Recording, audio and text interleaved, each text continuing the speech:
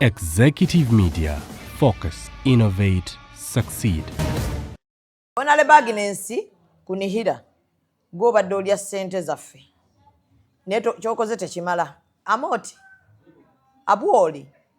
Oh, producer alirese. Honorable Agnes Kunihira Abuoli. Njagala okutegeeza vayo mu parliament nga tetukasa ebisanja bibiri bimala.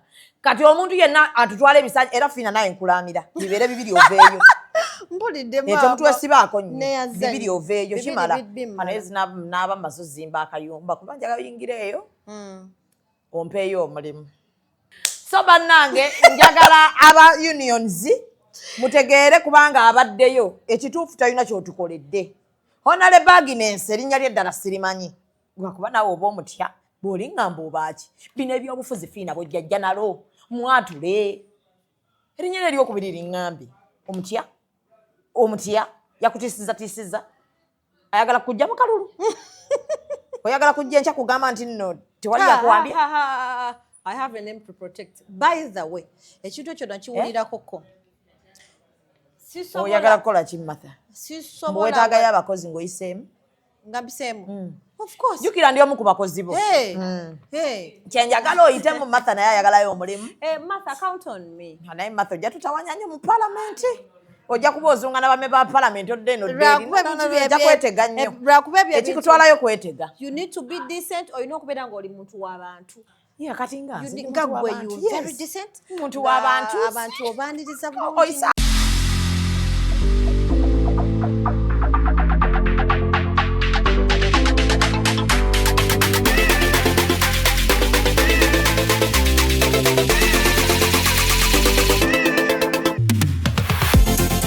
The short and big shot. Omumwa gonfukidde omumwa Zubeida. Kando night ogimanyi. Bagita kando night gwokutte gwobba. Bawa wa sugar teyamweganye ku live. Vamo jechiri. Vamo. Bendera ddala. Omusajja ate nga anaakuswaza ajja kwana black sugar. Abasajja munyiganga tebabati. N'oyingira n'atakubuuza. Ekibonyaabonya ababooda abasinga. Financial literacy. Oli abeera n'etaano ate nagenda n'akwanamu. Agala mutabani wange wakati w'emyaka alina okubanga ekyalo akikuttemu ekitundutundu.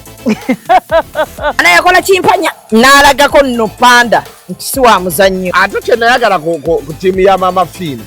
Sente eziwaayo naye tebasaba njawulo. The short and big show. Abantu bajaagalira ddala. We always love you.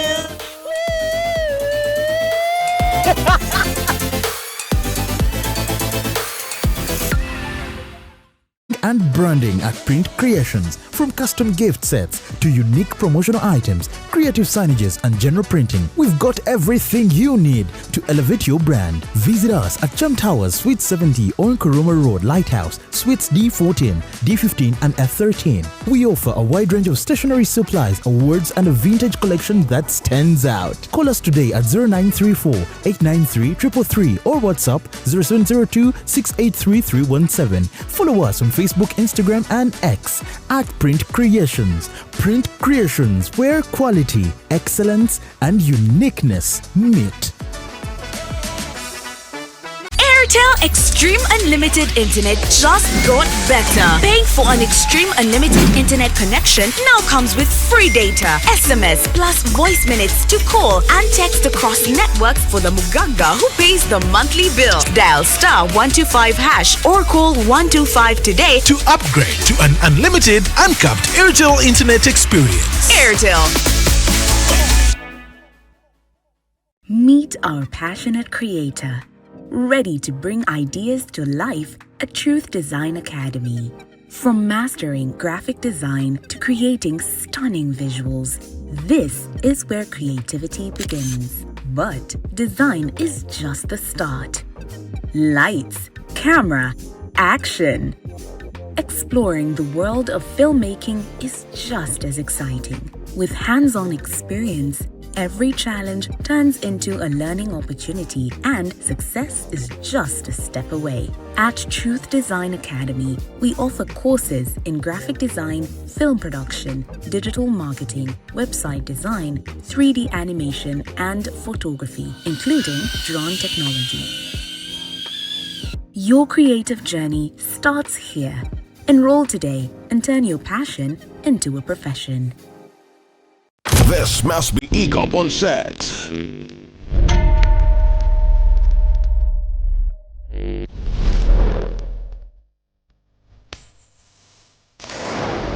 Lane soldiers are in place. Follow us on Instagram at ECOP Photography or call +256 702 935 078. Don't forget, make the witch bet. Book with us today.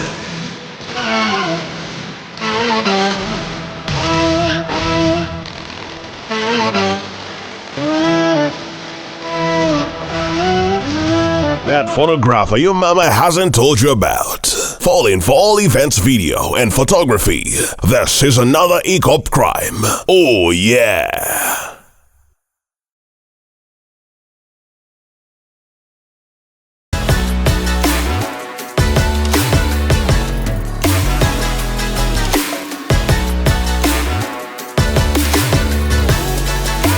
Hey yo, what's up my people? This is the baddest Azari right here on Executive Media with Real Time with Mimi. Stay locked in. Yeah.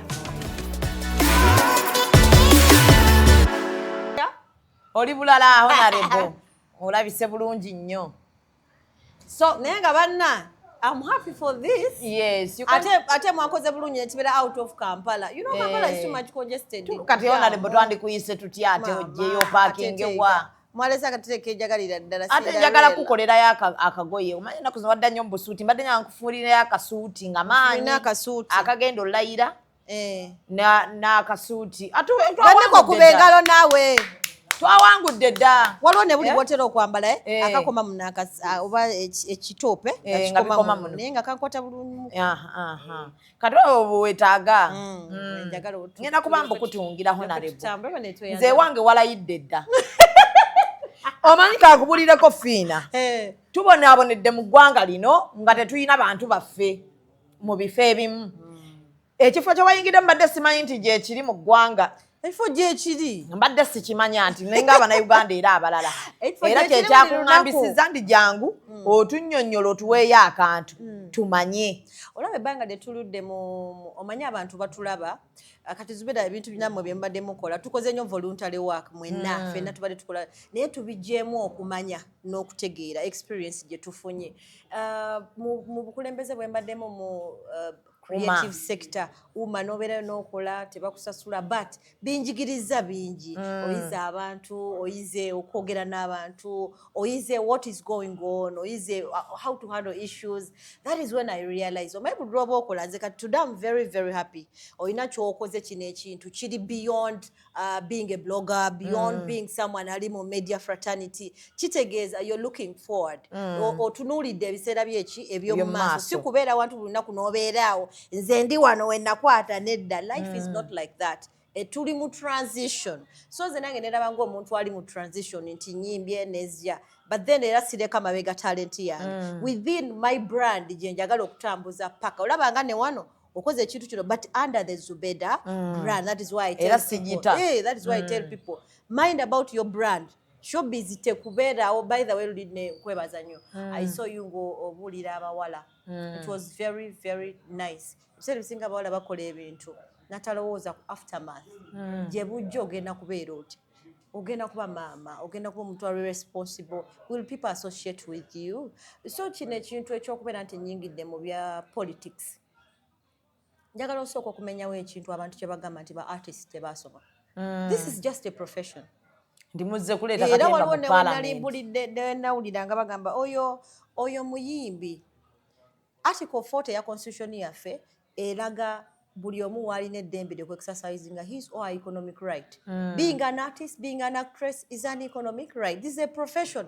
Ngane bwova mu bwa lawyer n'ogenda mu bwa MP. It's the same way I moved from the arts fraternity nenzija to represent my constituency. So ekyo kyo abakyogera tusaba bakyuse narrative eyo ne mindset nti aba artists tebasoma twasoma.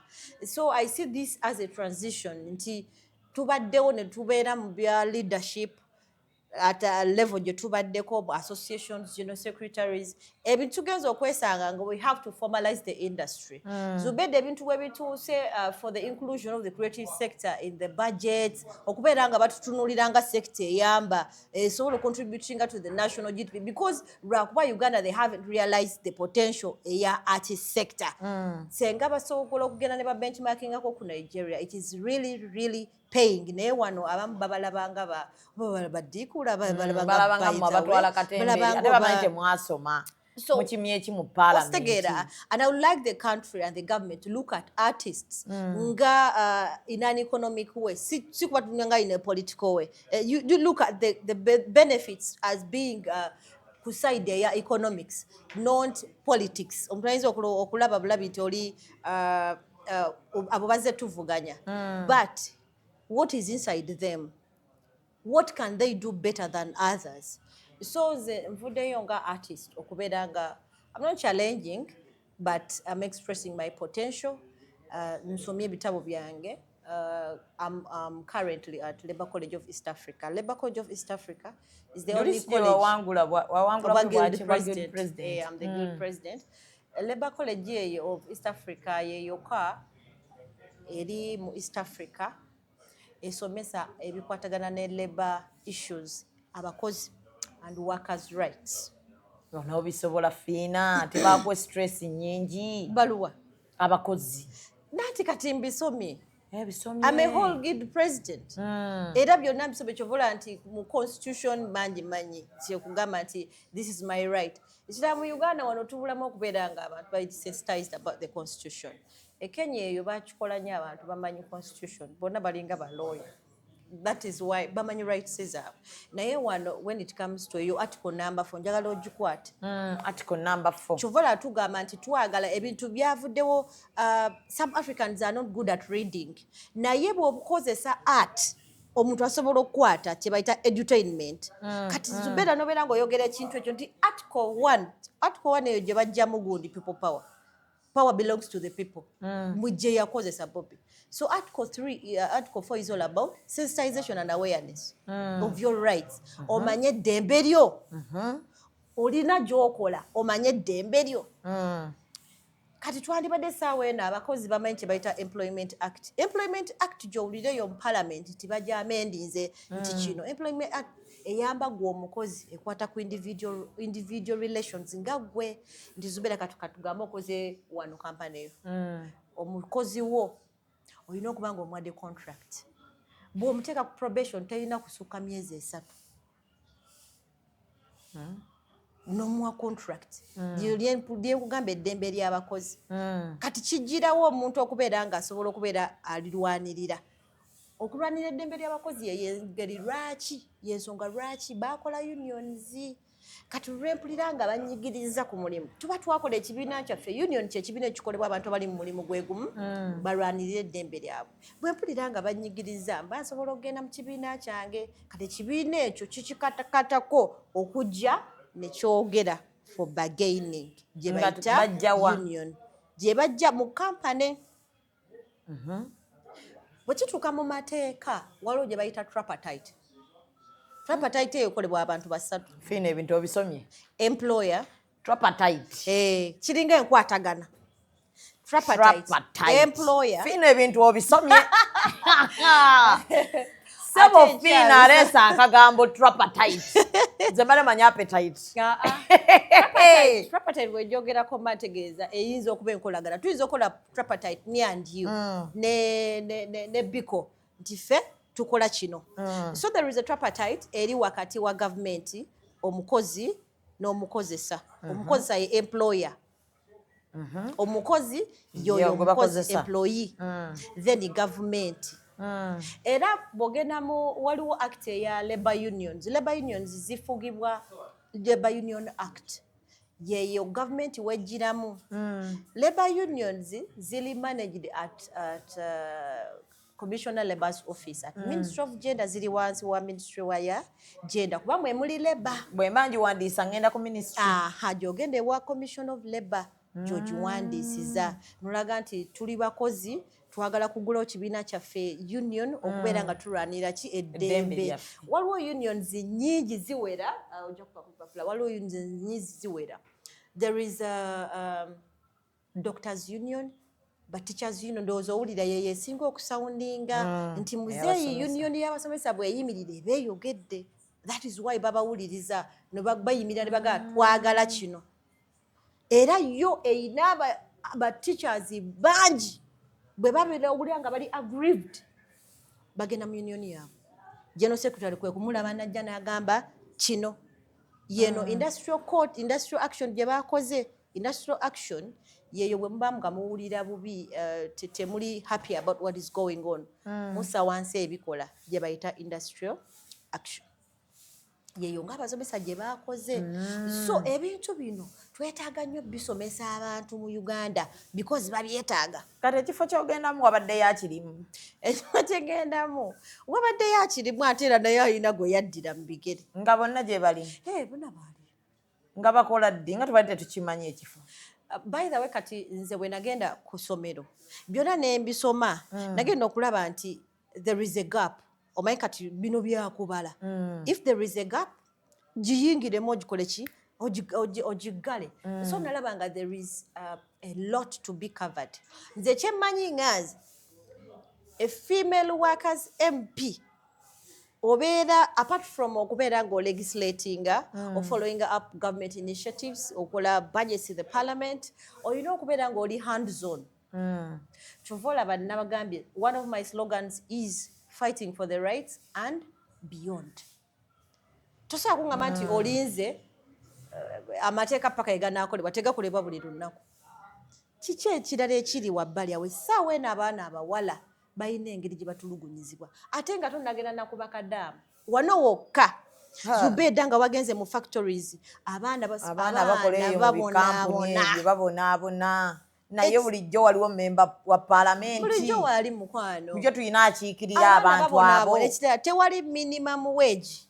Yes, tusanyukira nnyo ba investors abazze mu Uganda. Naye investors ze mu Uganda waliwo amateeka agamulungamya gayinza okubaawo, but is there a law ekwasaganya n'ebyensasula z'abaana? Toyinza kungamba nti abaana bakola mu factories baba 13. Tewali minimum wage bayita minimum wage. That is one of my agendas in my manifesto. Minimum wage netumanya nti investors ze mu Uganda bw'oba okoze factory sente z'olina otandikirako okusasula abaana zino naye ze baagala ze babasasula. They work overtime. Nga tulina abakiikirira. Member of Parliament incumbent aliyo yani. Jali. Yes. Ye Agnes ani. Producer ye Agnes ani.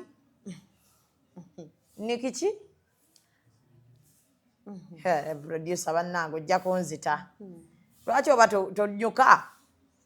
Kuba ekituufu Phina ekifo ekyo eggwanga libadde terikimanyi. Era olabika oyambye kinene. Kwa twanditegeddde tutya nti waliyo n'abalya ssente nga tebalina kye bakola. Kuba kati nze badde simumanyi. Twagala nnyo okubeera nga abakozi ekirala nze kyembelievinga mu Uganda ffenna tuli bakozi. Buli muntu mukozi. When you look at the labor laws ziri nnyo ku formal sector olaba n'abantu abalina contracts abakolera mu government be balina zi pension ate ffeno bajjuwakali. Omanya abantu informal sector at this moment is contributing so much to the national GDP. Botunuulira 70% abantu abasinga bali mu informal sector. President Museveni yayogera luli tulina abakozi a government can employ only 48,000. Olwabasigadde balegewa. Kitegeeza bali mu informal sector. Abantu abo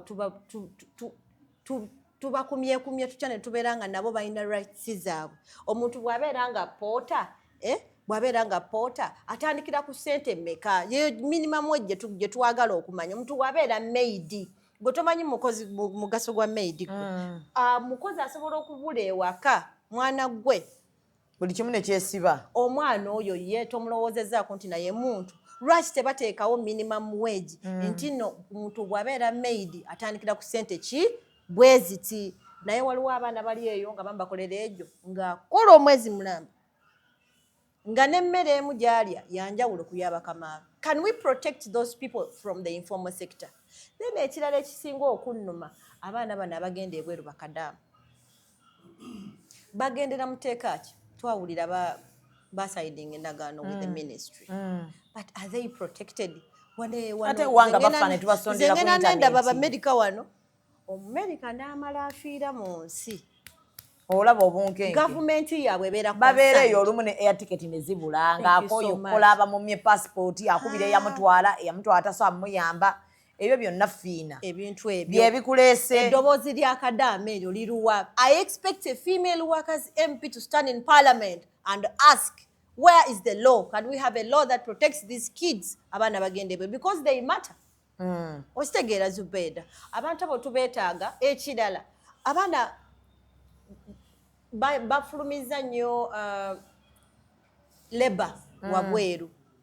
Can we find a way okubeera nga labor eri mu ggwanga lyaffe nga tedufulumya mu ssente? We are having very, very many professionals moving out of the country. How can this be controlled? Ssente tezimala, ssente zemuwa abaana wano tezimala. Bafuluma ne bagenda ewalala wano ne tukaba n'abasawo. Baabo basomye tebalina mirimu. Mubawo obusente butono, mitwalo 3 omwezi. Mitwalo 3 omwezi omusawo, yes. Oh wow. Bannansi bafuna ssente mmeka? Mitwalo 3. Ng'ateekako kanula yasi akola nnyo emitwalo aga. Really? Nkutidde. 3. So olunaku olwaleero nina Honorable Phina Mugerwa Masanyalaze.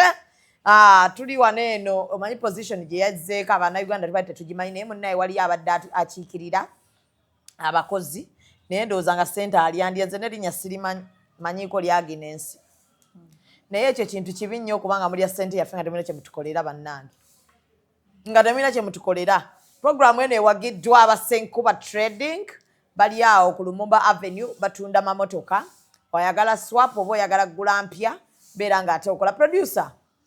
Bana ba esi bali mu kukola.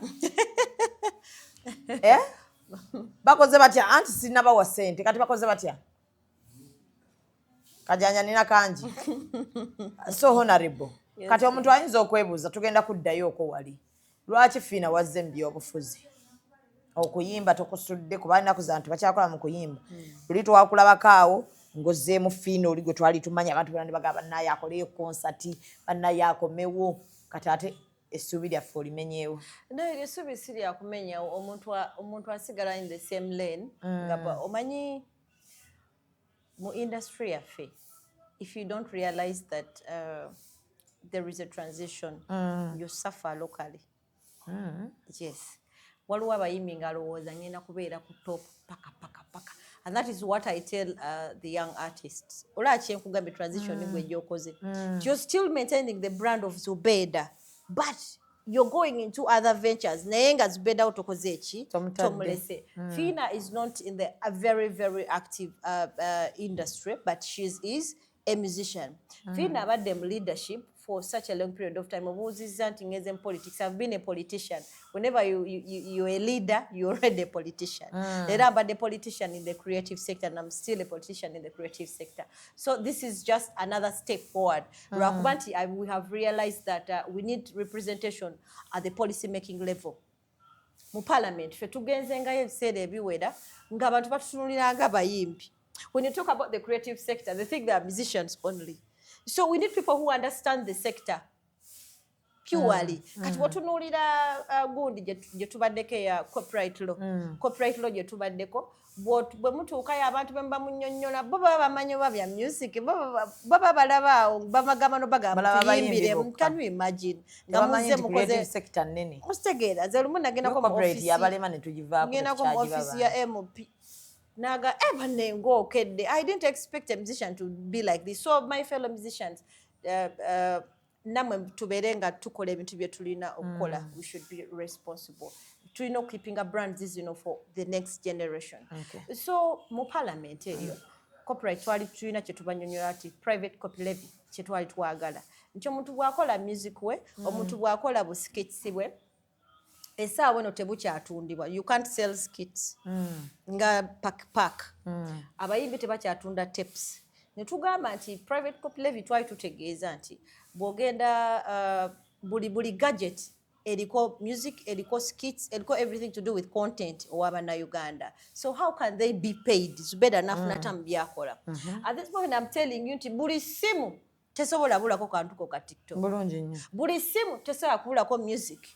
Kati bonga bagamba nti esimu waliwo ne laptop ejja nga ya education services. No one is into university or any education center nga tawuliriza ka music. You type while listening to music. Or you type while during your free time. Kubeerako content. Do you buy that content? Where do you buy it from? How about the person akola content yoyo? So we were suggesting ti buli kimu buli gadget ejja mu Uganda bagijjeko wakiri 2%. 2% egene mu fund nga ya creative sector. Why should we be always begging mutukolere studios, mutukolere on the politicians' masses? Campaigns wezibeerawo, something can be done. Wezigwako, nothing. So can we have something for sustainability? Bongama nti buli gadget, flash, computer, esimu, ejibwako omusolo ka 1%. Demukateka mugundi eya fund eya creative sector. That is where we can plan from for sustainability. Kuba ekyo kyo kiba kigenda kuba kikola ki kitambula. So bwe twagenda abantu nga bakikuba bagamba kigenda kuongeza sente kigenda so how do we matter? Because we also need remuneration for the work done.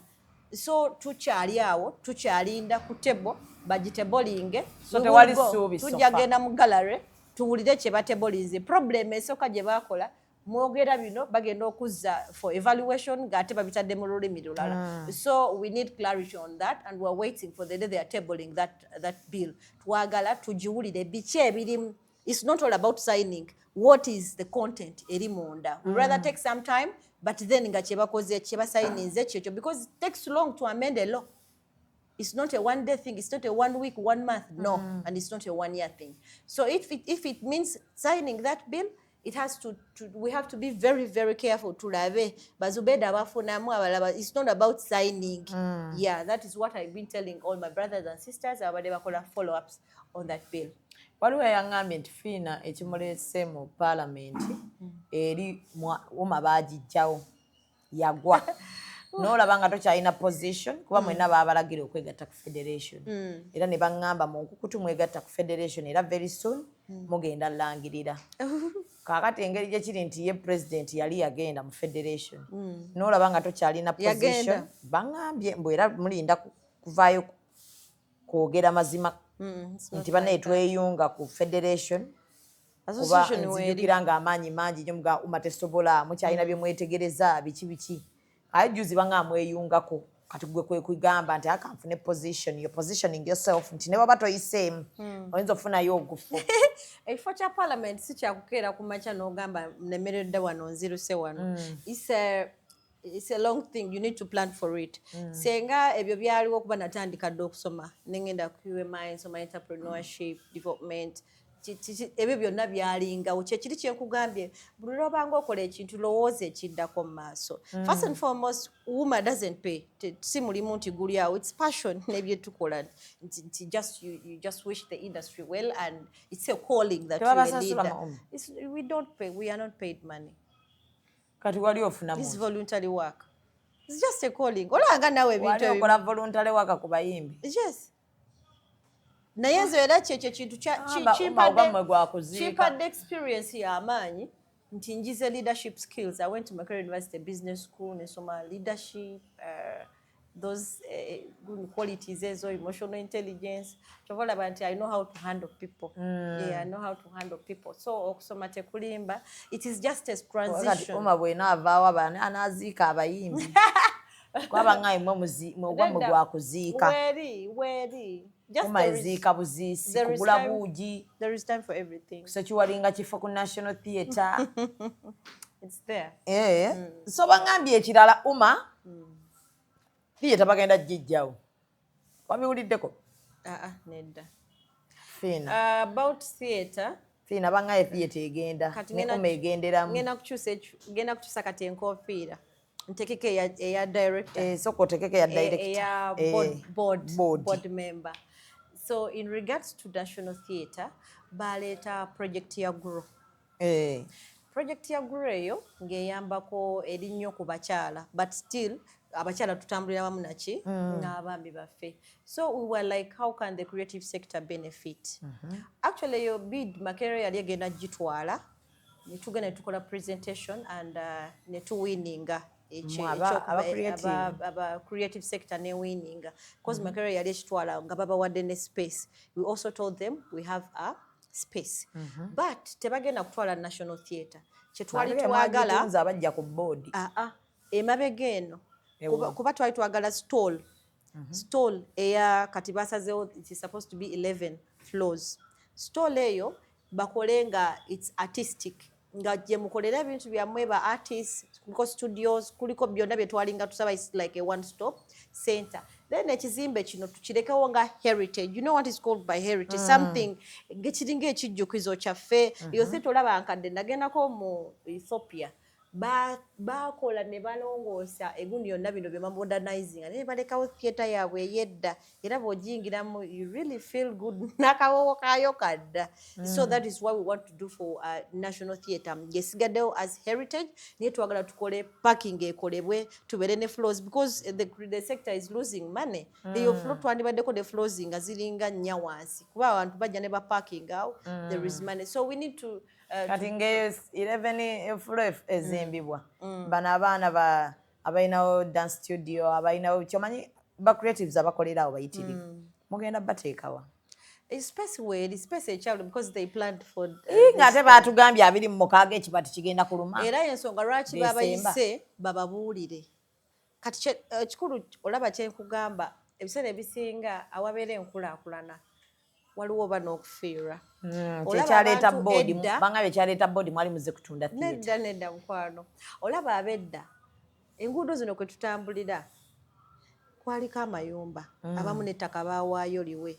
So if you want our place to look good for the better of our industry let us accept kasita babagambye nga bukyali unless mwagala esigale bwetyo ng'erimu ebinnya buli kimu ngeyanga bw'okimanya wali wabaddewo ng'era esasula eyambye eki theatre gwali ku board bina bibuuzo mbikubuuza kuba oli ku board sagala nnyo okuleeta nsonga nedda njagadde nnyo so akufuna ate ne sitakubuuza kubanga obulumi bwe tulina nti theatre yeegenda talina gyeraga abaana bagambye theatre egenda olwawo we tukomye theatre weeri tosobola kutunda theatre tekomawo era batugambye 26 ekibaati awo wonna nga tewali akyakolera paka ekizimbe bwe kiriggwa it has to be there twagireseewo nga ekyo kyo nkitegedde kitegeeza abakolerawo bagenda siga abakolerawo bano ba rehearsals bano ba biki oba kigenda sooka kibeere nga kibikkiddwa paka kiri kyemwagala okuteekawo kireggwera balyoke bano bakomewo bonna lumu. We are having a meeting next week kuba EDUTAIMENT tuyise for the next week okubanga tuwulira enteekateeka because kyobuuza twakimubuuza abantu abakola rehearsals abaana bangi nnyo ekuŋŋaanya abantu ba creatives bangi. I think kyetugenda okukola when he gives us that feedback tugenda kukola we can do a press conference netubeera nga because one thing chetwabagamba aba UNCC learn how to communicate with the creatives. This is their home, this is our home. Abamu bali batutidde tugenze ku board tugenze bagoba. We didn't go to the board okubagoba. Nze Zubeda bwandaba ku board mba nnyimiriddewo mu bigere bya Zubeda. Kubanga omuntu woleeta owa banka n'omuteeka ku board ya creatives tagenda kufiiringa bulumi. So we tuba tuli ku board for aba artists. Don't expect anything ekinyigiriza baki ba artists. Era ensonga lwaki emabega kaawo wawuliranga nti this and that nga tugezaako okugamba why is this like this and that it should be like this so tugezaako okutereeza ezo management erina okubeera ng'eri awo wateerawo ekibuli ne bakuggala nedda bakuggala office for the better ebyo byonna bangamba wateekawo ekibuli kingi omanyi Phina olina engeri gy'olemezaamu ku bantu nedda kati olabika ati nkiikirira ba artists but ekyo maybe bangamba toli muntu wakulya bakikola butamanya siri muntu wakulya oli mukazi muzibu nnyo bw'oba oyimiridde ku nsonga ati I'm a patriot ate kati Zubeda twalwana dda ne tuva eri wansi ne tujja bulyo twalinga tuganga tulengerera eri banna ebyo bikolebwa bitya ku luno ffe tutudde ku mmeeza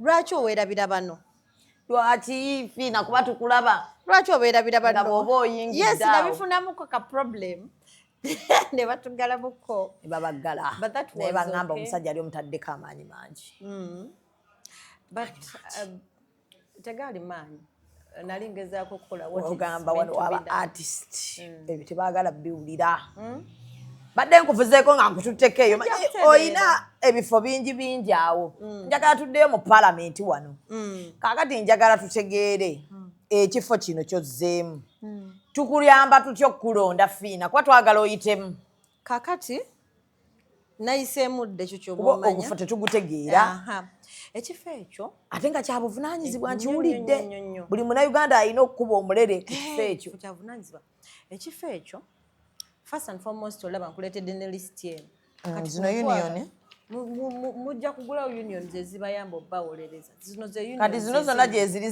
zifuna ssente ziri 57 ziri 57 n'abahotel and supermarkets balina yes they have unions kati abo hotel and supermarket omwana bw'afuna problem nti oba agenda eyo mu union ye then ne bagenda ne balumbaani employer okitegeera kati gwe mmwe ku TV abaana bafunye nnyo problem ku ma TV nga tebabasasula baleeta content yawe ne babasasula obusente butono bwe muba ne union media union mweri ne journalist union mweri nga union ejja wagiwulirako ko yayogerako ko engeri gye bali baharasinga Uganda Journalist Union yes beba abayimirirawo ne bagamba journalist matter beba abayimiriza munamawulire mu mukuume nkalu si wakkuba miggo era juzi nasanga Natalia Ozina ngamba nange ngenda kola ey'abatimbi waliwo abantu abanatusasula so it's kiri open there is freedom of association in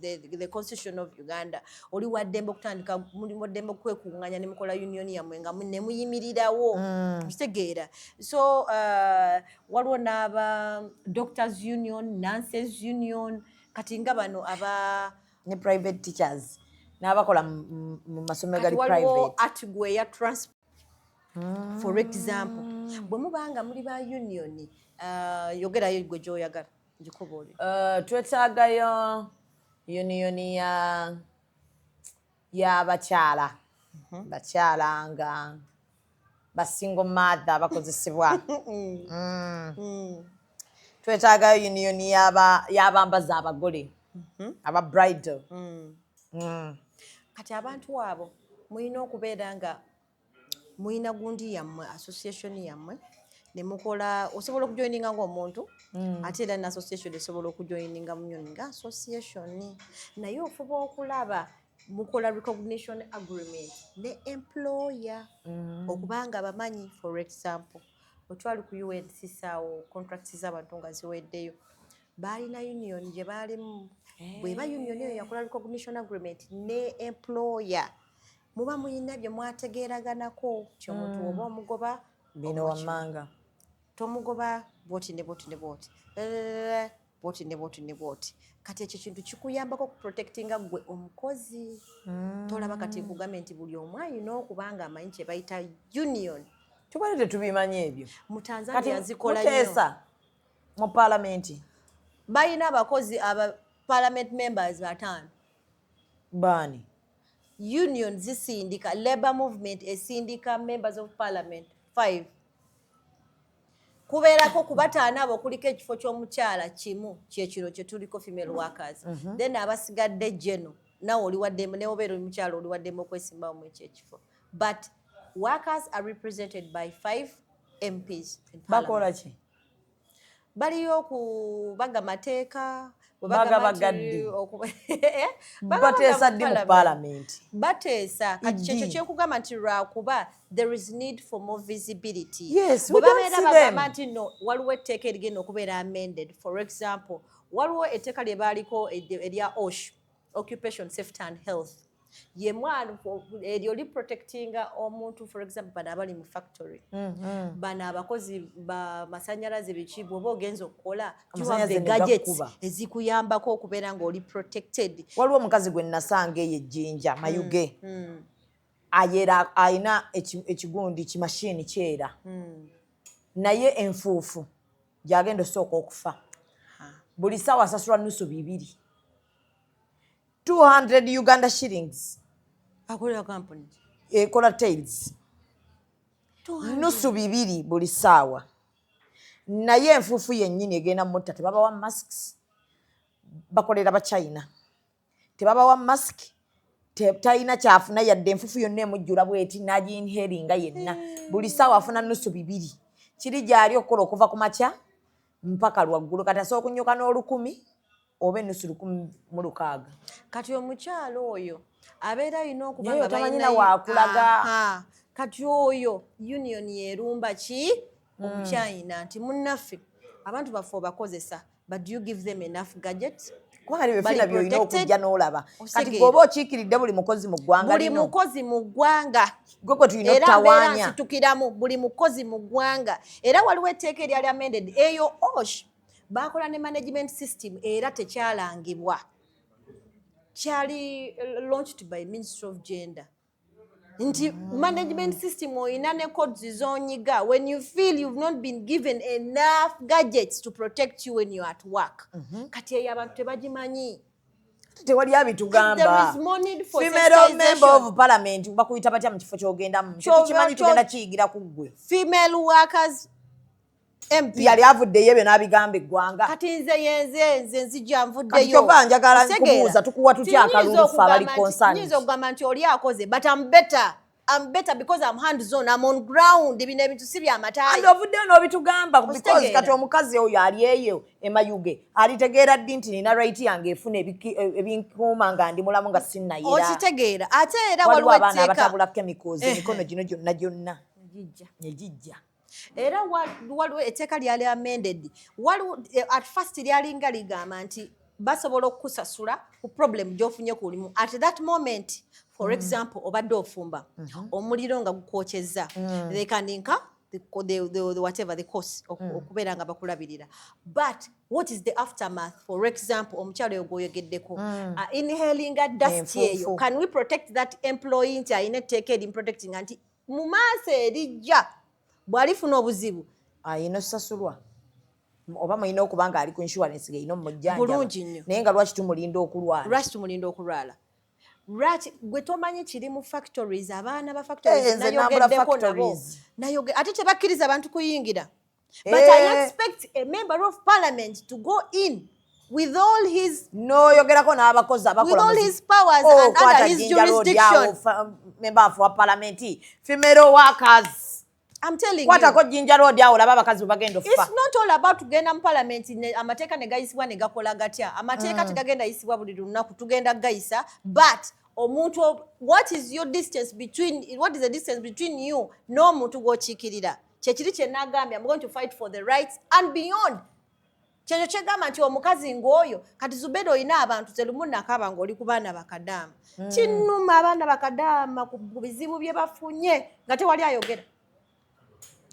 Mbadde njagala Kadaama singa ava wano balina ebigundi bye bafuna kuno bagamba gundi ze boozesa Kadaama bw'ava wano ayina right ki okuba ewaka ge bannaye wendi ebintu bingi okya tebampa bi protectinga mubiri gwange. Nange kyembuuza ekintu ekyo aloopa waani n'agamba bannange okusinziira ku mbeera gye ndi mu kifo kino sirina kino oba mwe mwogera mutya n'abakozesa abeeri Saudi Omani wa mwogera mutya n'ababakozesa nti nno ekibiina kya gundi kyatutta abaana bano gwe omulimu gonga gundi kumanya nti abaana ono be yatutte bonna bali seefu ani abayamba kyenjagala okumanya Kadaama bw'aba yagadde okwefaako aloopa waani bw'okibuuza nange bwekibuuza but I feel it's the role of the workers MP. Twandibadde nga tulina ba liaison persons nga bali mu nsi ezo. Bwe tuba tugambibwa bwe baba batugamba nti basayininga agreements with those countries, they have their bilateral agreements. Can we have a law ebeera nga protecting abaana abo eri ekiyumba kyayingira singa asirira omuliro guno ono amukozesa asobola okumujjanjaba mu future kiri kyogambye. Can you imagine abaana abo babakuba empiso balemegena mu periods? Ngekyo mbadde sikimanyi. They do. Babakuba empiso. Kati olwo bwe bagimu ku baloopa wa. Abaana bangi benjogedde nabo nga at this moment bakomawo and they are finding it a problem to give birth. Kati ani amuyamba oyo omwana? Kyekyo kyenkugamba. Nga ne member of parliament atukiikirira. Who fights for your rights? Who fights for those rights? Osegeera. So n'abakozi bennyini kyembagamba yonna gy'oli manye eddembe. Funa ku budde waliwo kye bayita Employment Act. Employment Act protectinga gwe omukozi. Efa ku gwe mukozi. Bagobye batya. Bakuwadde batya contract. There is a girl ali mu certain hotel where I sometimes go. Omwana yakakola emyaka 10 nga tebamuwanga contract.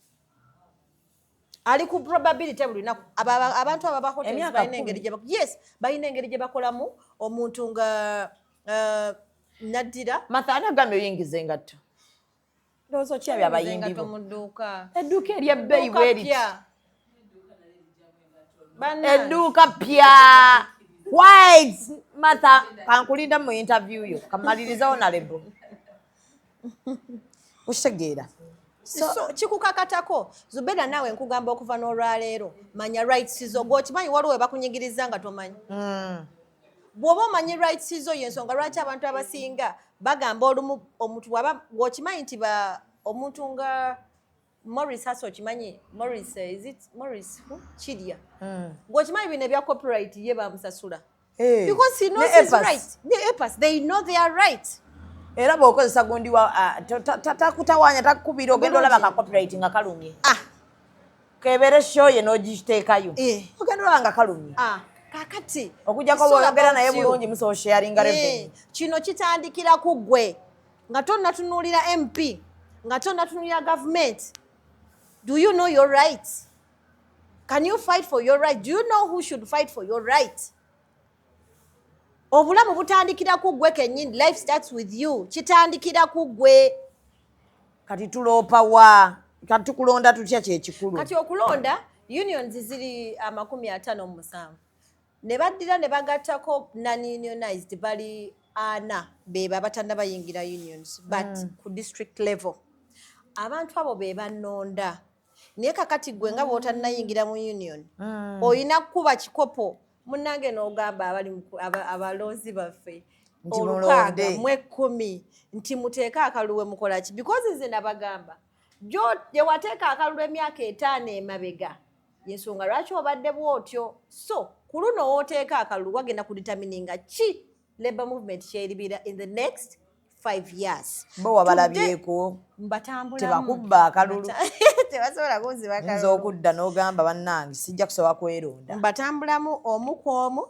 Yes, there are challenges, but in life, tusobola kubeera nga olugendo luli straight like this. So abantu abali mu Labour movement, all the delegates, all the voters, mwena mbakakasa nti yenze Phina. Kirungi nnyo okukozesa omuntu ali popular with the brand because muba ne chance kati olaba Zubeda abadde tamanyi bintu bino. First and foremost, one of my agendas is to sensitize and create awareness about Labour movement. Abantu bamanye what is a union, lwaki nyingira union, lwaki njeetaaga era nina kugenda mu union ki because unions gye ziri tulina centers 2.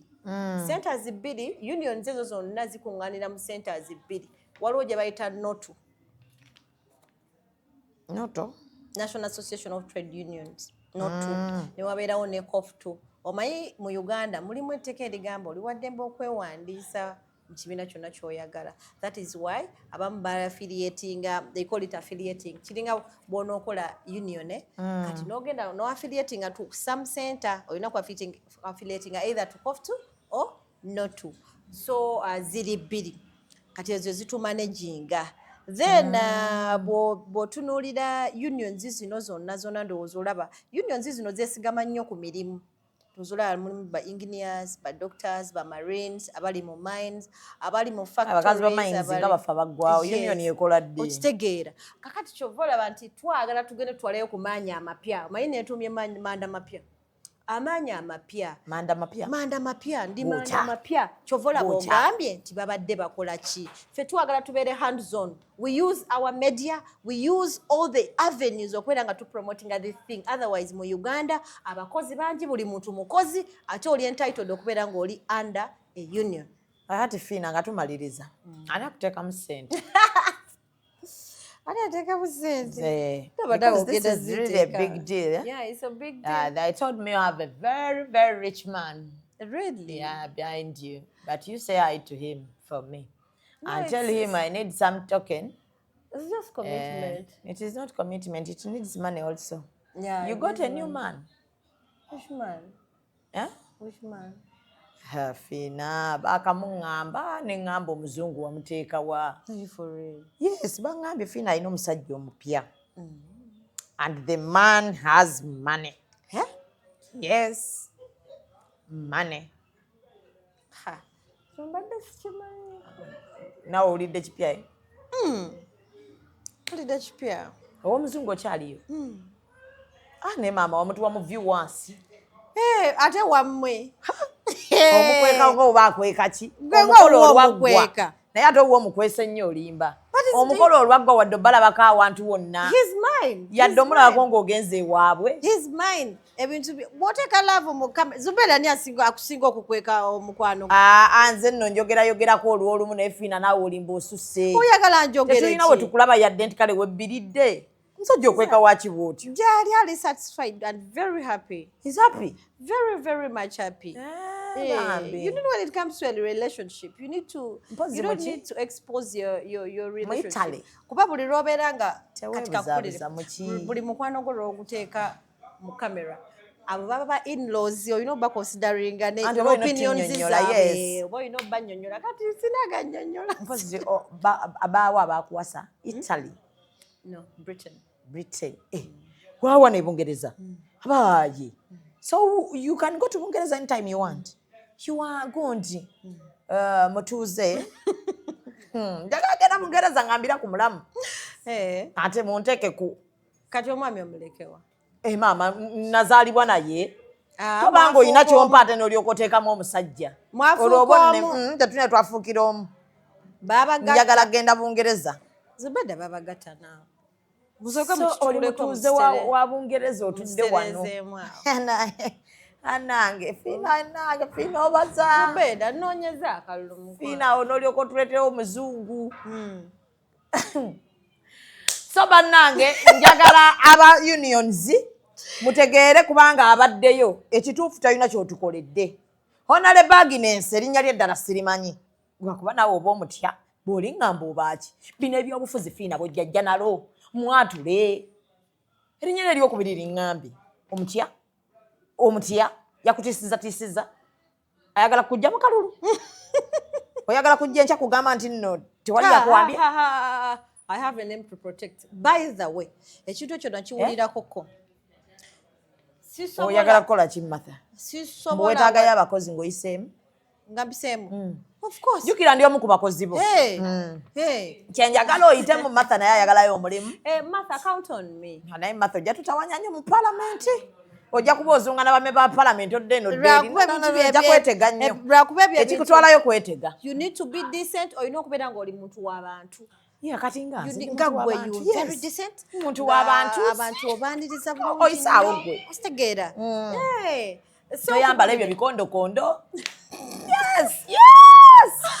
so Zubeda akoze naye musinga talina kyakoze bwe mubanga mwogera amazima olaba tukusindika eyoberewo amazima Honorable Agnes talina kyatukoledde Honorable nze mbadde simumanyi nga n'ekifo simanyi nti gyekiri abakozi basiiba kuno nga bakaaba ffe tubayamba fe abatalina yadde n'ekikumi abatalina ssente za gavumenti ali ku ssente za gavumenti azira tetulina kyatukoledde so me with Honorable Agnes I don't know you I didn't know that there is even that position You didn't know? Yes, it is not my fault kubanga obadde olina tutegeeza tibannange ye kennyini ŋŋamba aliyo gojjayo ataddayo kuba bwaddayo ajja kuba byakalulu yes Phina teweetiiririra ozze kukolera abantu abakozi bafa baggwawo nze nkugambye kati Honorable Agnes akimanyi nti emayugo waliyo kampani ekola tails naye ng'abakazi beera tebalina masiki akimanyi does she even know she doesn't omanya ebiseera ebisinga ne bwe babeera etteeka likoleddwa mu palamenti kikukakatako ng'omubaka okukkirira mu bantu oddi bategeeza otubuulira naye tatubuulirangako yali akoze yadde press conference nga simukyazangako nali mukyazizzaako aba eva but everyone in the parliament mukyazizza okugyako Anita Amongo ate nga naye yangambye agenda kumpa interview agenda kumpayo akantu speaker era wakampeera batasobya obuzibu amuvuganya naye kampa union aba union ziri union mmeka zo 57 mwe Phina akalulu tubeegayiridde bambi tukole tubeegayiridde tutambuze enjiri mu bakozi tubeegayiridde abakozi bafa baggwawo kino kiyamba ffe ffenna nga abakozi nze era katoba nsoba nti oyingira gundi kuba mbadde nyakuwa kalulu kange kati obaleeti baleeti kati tukube mu ddomo buli union ereeta abantu 10 buli union leeta abantu 10 kale kati awo kitegeeza bwe tunamala okulonda era ngenda making sure nti I mobilize abantu basobole okukola ki okuba nga bayingira unions ojja funa gy'oyingira oba oli wadde emmene okukola gy'okola ki tugenda kukola eyaffe union mutuwayo ku ssente nga tumaze ogiggulawo. Union is all about fighting for the rights of workers. Anti fana tuwa ssente abafightinga mu union. Pillars za unions ziri 5. Voluntary. Kijeko. We malo jiggula wani atuwa ssente. Tewali abawa ssente. Mugira mutulwanirira banna. Ndowooza olaba nti omulimu gw'amaanyi. Honorable Agnes Kunihira gw'obadde olya ssente zaffe. Naye ky'okoze tekimala. Amoti abwoli producer alireese Honorable Agnes Kunihira abwoli njagala okutegeeza vaayo mu parliament nga tetukasa ebisanja bibiri bimala kati omuntu yenna atutwala ebisanja era Phina naye nkulamira bibeere bibiri oveeyo mpuliddemu omuntu wesibaako nnyo bibiri oveeyo kimala anaye n'aba maso zimba akayumba kuba njagala oyingire eyo ompeeyo omulimu kati tufuneko naffe abaffe mu paalamenti twetale mu paalamenti ng'ogamba waffe yes okolerayoza Phina lwaki bakubira ebikopo muyingire twetaagayo abantu mu buli abategeera yes kyetubadde tubulamu kubanga tulina ba representatives ku policy level okubanga amateeka ayo gakolebwa tubeera considered ne tubeera nga tutabeera otegeera nga batutegeera bye tuwogera naye n'ekirala ekiriwo omukozi gwe bayita juwakali omuntu wa wansi abantu abo bonna bakozi bamanyi bammwe bagondi bano abakolera gavumenti be bakozi bwe tolaba n'olunaku lw'abakozi nti eyo lebadde era abawumula baba bakozi ba gavumenti era bw'olabayo omukozi omulala awumula mbuuza abakola abalina contracts aba parliament balina pension kuba eyo pension yo employer wo akusasulirayo 10% gwe no bakuterayo ku musaala gwo 5%. Kitegeeza buli mwezi babankinga 15% ezisi ku musaala gwo kati bw'ovaayo zezo ssente ze bakuwa ogenda okukola ki okutandika obulamu neneebuuza bano abantu bano abalala tukoze tutya. I was very happy National Social Security Fund ngeerese fund eyaba those in the informal sector abali self-employed Tizubeda osobola okugenda no saving with the National Security Social Security Fund kuva mu 15 ate n'ofuna n'amagoba era bw'otuukayo kyogereko ekyokuziremera bwe tuba tuzaagadde bazituwe naye baali bakendeeza bazikuweerwa kuwana so we give you that money to save for us but if we need the money please give us the money sector gye bategeeza bagambeko if we need the money give us our money aba National Social Security Fund twetaaga okujja mu informal sector eno ne tusomesa abantu kiki ekitegeeza ne bababuulira biki bo be nti bwemba njagala ssente yange bagifuna then n'omanya terms and conditions kuba gozi waayo. Yes, that is my money. I give you my money to keep it. So if I need my money, please give me my money. Zubeda buli mwezi tandika ogende we saving mu NSSF. Basooke bajje bankakasi. Wabe yampayo akantu mu NSSF tubayita tusobola organizing. We can organize and we do a sensitization and we create akantu. Bachigire. Bajje banyinyonnyole. Honorable Birungi ava mu NSSF. Njamukuleetera wano director board atata ali ku board atata mundeetere njamukuleetera atubuulire bya NSSF because she's a board member. Kanerekereze honorable agenda anoonya aba union akaloli kakazibu senga kabadde kano kaffe tulina abayise alinda kulayira singoliza kulayira kati tulina bakakase nnyo balida bano twetaaga obbalaba ne tubawa ekigambo naye ne balida nabo balina ensonga zaabwe. They want someone who is active now. Yes, they are not active. You are nowhere. Unionism singa zifunayo n'akasente sente zifuluma zifuluma singa union mufuna sente. Labor movement ku projects zonna zolaba ezitambula mu ggwanga teri wadde project ekirira mu labor movement. So ba general secretaries, I appeal to you all, vote Phina Masanyalaze to fight for your rights and beyond. Projects jezirinze and the lobbyist bano bamanyi. The lobbyist, I'll bring every project on board. Tugenda kubanga tuli basanyu. Si kubeereyo nga kufa bwavu. Ola omanya kiri ekibeerayo. Kuwa bwibu basa etano jigenda kumala. Can you get something to sustain your life? Not giving someone omuntu abakunyomya akuyisiza maaso kuwa bubasa akuwe projects nyingi. Wakitegera project ya Juwakali eri ku ministry ya gender. Ndani jitegedde ddi. Ministry ya gender ina project eri mu labor office. Kununula. Eri projects. Kunihira tayagala dobyo ogerako. Mwe muri mu media. You can ask for what you use. Machines like cameras. Waliwo ne opportunities ezijja za kulinnya nnyonyi baana bawe bagenda mpitirivu nnyo. So we I'm assuring you, all the delegates, all the voters in the labor movement, I'm here to serve you beyond myself. Alesa akazungu, my sister. Are you for real? Nange katuberekereze. Ona lebosibula ku bantu bano. Banange nsibula mwena. By the way, webale kunchaza. Kale mukwano. I just love you so much because olaze nti omuntu asobola okuva ku stage esooka paka ku stage endala. Olaba eri gye wali nenyanya mu video. Bana akantu ako kantu. Ngenda kyaza Molini ngajagala video yagije. Kalaga bambi kiraga nti okoze progress y'amaanyi nyo transformation ebadde y'amaanyi so mu bulamu. Era badde so kyogera kujukiza nyanya ziri video abantu. Nawe zibena kyagamba video mani natime video nyambo jijeyo. Endi wano tujirina kati tobeera buli lwobeera mu kifo lowooza enkyanzirawa.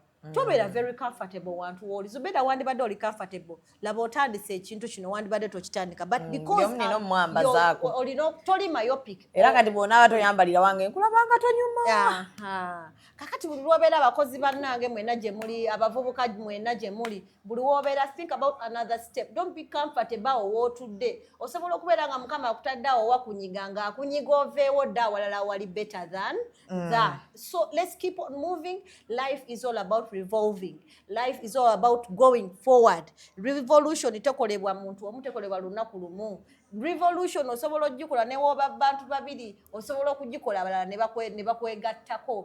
Zubeda yatandise Gibbs nafa ate tugenda mwegattako tumuwagire buli omu ate tuwagirangane bw'olaba nti Zubeda wano yansingawo genda ewuwe bw'alaba nti eno Phina yagiranga naye ajje wange tukipinge nga tweyagaliza twesike emikono bannange twesike otherwise bwe tuteyagalize nawe tulina we tulaga nga tolina woolaga bannange nsaba kumpa kalulu kammwe aba labor movement for a better transformed labor movement.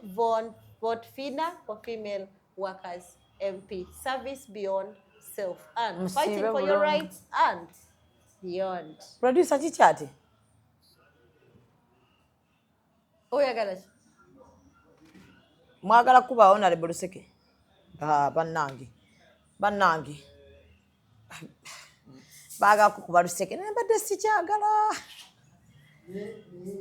Kati gwe ngapi ugamba ki mala gatuwaayo naye si kintu kirungi mu kamera muno si kirungi naye bannange baanamu abakamera omuze kuno nadde nakubagaanyi ate baseka ale ne museka. That is not good.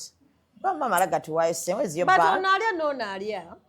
Hey, where's your bar? By the way, oyinanga okulyanga ne banno. Yes. Ate kirabwe mukolanga omulimu. Mutule wansi bakuyita kutemesa.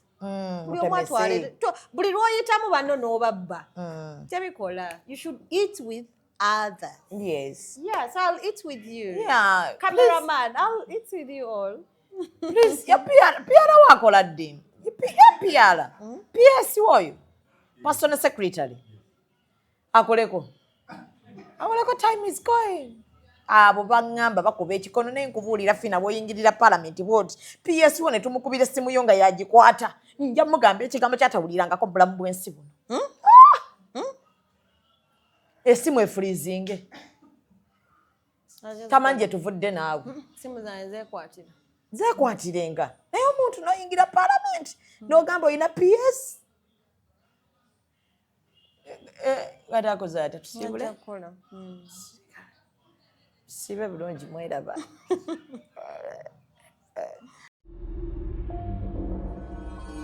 Executive Media. Focus, innovate, succeed.